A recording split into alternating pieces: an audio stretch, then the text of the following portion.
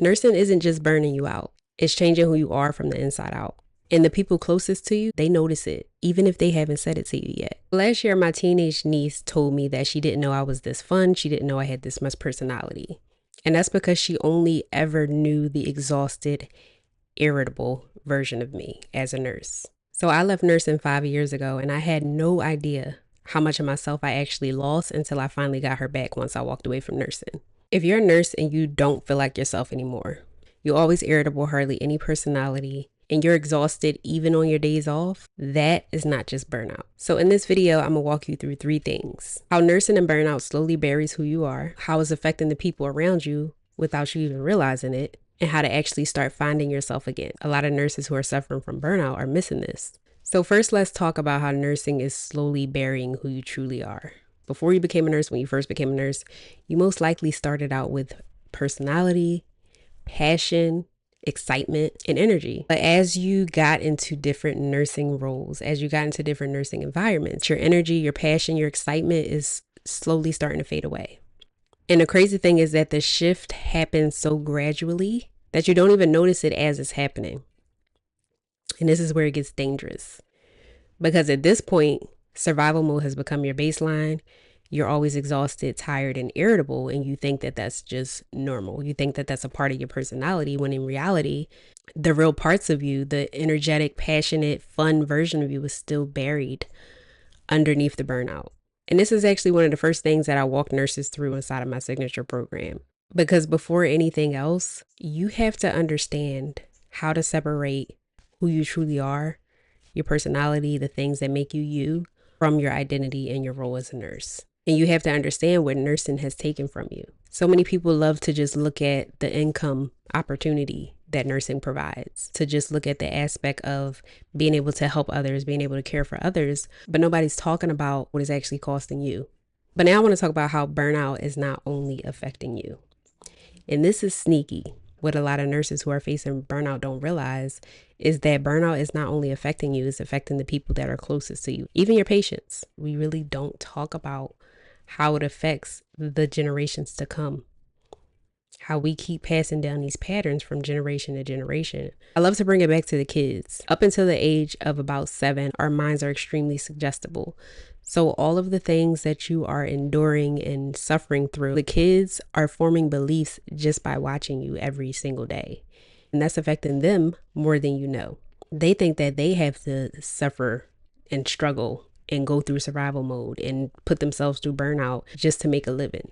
This is not a do as I say and not as I do situation. Even if you're teaching them one thing and they're seeing you do something completely different. So when they always see mommy or auntie upset, irritated, stressed, that's teaching them that that's normal. This is how generational curses get passed down in family lines from generation to generation, because I saw my mom struggle, she saw her mom struggle, and so on and so on and so forth. So it's really up to you to end that in your lineage, to be the cycle breaker, the generational curse breaker, to be the one who no longer passes down the burnout, the stress, the exhaustion, the anxiety, and to be the one who no longer normalizes this. Just because it's common, just because so many nurses are suffering with burnout in healthcare, does not mean that this is something that you have to endure just to show how strong you are. So a lot of nurses relate to this experience. Let me know if you can relate to this. When I was a nurse, especially when I was working 12-hour shifts, I came home with nothing left. Came home with barely any energy. I remember I used to eat cereal sometimes when I got home from work because I just didn't have the energy in me to do anything else. Cereal, fall asleep to TV, wake up early in the morning, repeat. Dread the shift, repeat. And it was just this hamster wheel of a cycle. You don't even have the energy to pour into yourself. Of course, you don't have the energy to pour into the people around you. And if you are pouring into your loved ones, your family, the people around you, you're now pouring from an empty cup. You're not pouring from a cup that's overflowed and full. So that's just going to lead to even more exhaustion, even more burnout, even more resentment towards the people that you don't want to resent, because you love these people, but you don't have anything. Your tank is empty. So your friends, your loved ones, your kids, your family, your husband, they're getting the leftover remnants of you. You're getting a leftover version of you. Y'all are not getting the most energized, vibrant, healthy version. because most of the time you're not happy. So bringing it back to when my niece told me what she told me, what I talked about in the beginning of this video, my niece is now 18 years old. She told me that when she was 17. Her growing up, I was going through school. I was going through nursing school. I was practicing as a nurse. So my niece didn't think of what she told me as a big deal. But little did she know, that really touched me. That really made me feel like, wow, the version of me that she was getting back when I was practicing nursing was the irritated, upset version of me that had so much hurt and anger that used to numb her emotions, that really didn't have anything left to give to the people around me. I stepped away from nursing, healed from the burnout, did my inner work to make sure I wouldn't keep putting myself through constant survival mode and stress. I was able to pour into me, really get that energy back, get the real version of me back that was buried underneath the burnout for all those years. It wasn't until then that she was able to see the true version of me. And now my younger nieces and nephews get to enjoy that version of me, as well as my future kids. It's just nice to know that the things that I've done to heal and to pour into myself have now rubbed off on the younger generation. Once you get to this place, you will not allow yourself to go back if you really do the inner work. And that's why this work is so important. That's why I have a whole program around this identity work, because a lot of nurses, they get burned out, they get frustrated, they leave nursing, and they end up getting into the next thing and just burning out all over again and taking those same survival mode patterns with them wherever they go. But until you're aware of what's actually going on, only then can you overcome these patterns that keep trying to take you down.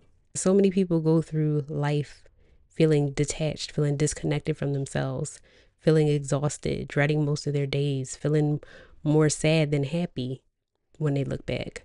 But you don't have to settle for that. Let's actually get into how to start finding yourself again. I want to give you something practical that you can actually work with, okay?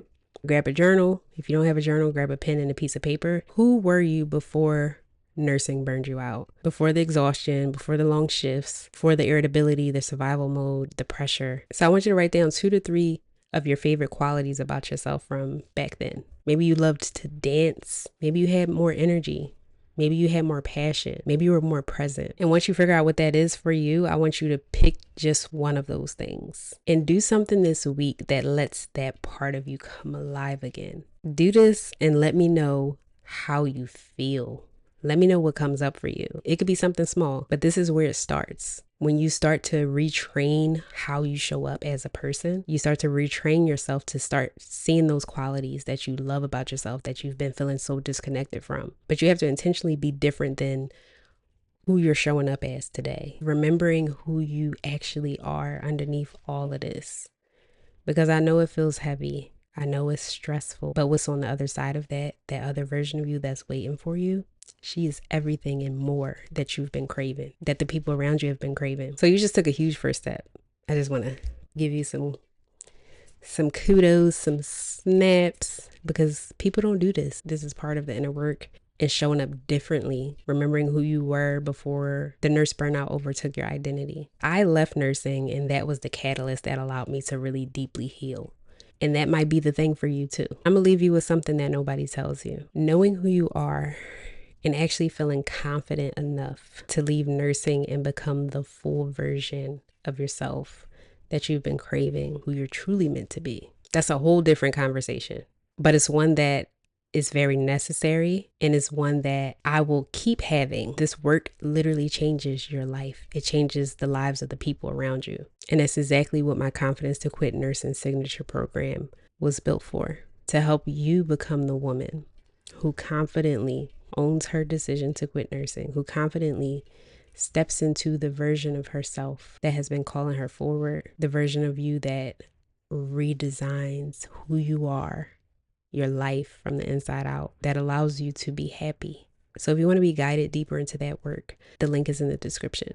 Make sure you subscribe, because we are going to keep having conversations like these, very necessary conversations that nobody's having. And I just want you to know that you absolutely don't have to figure this out alone.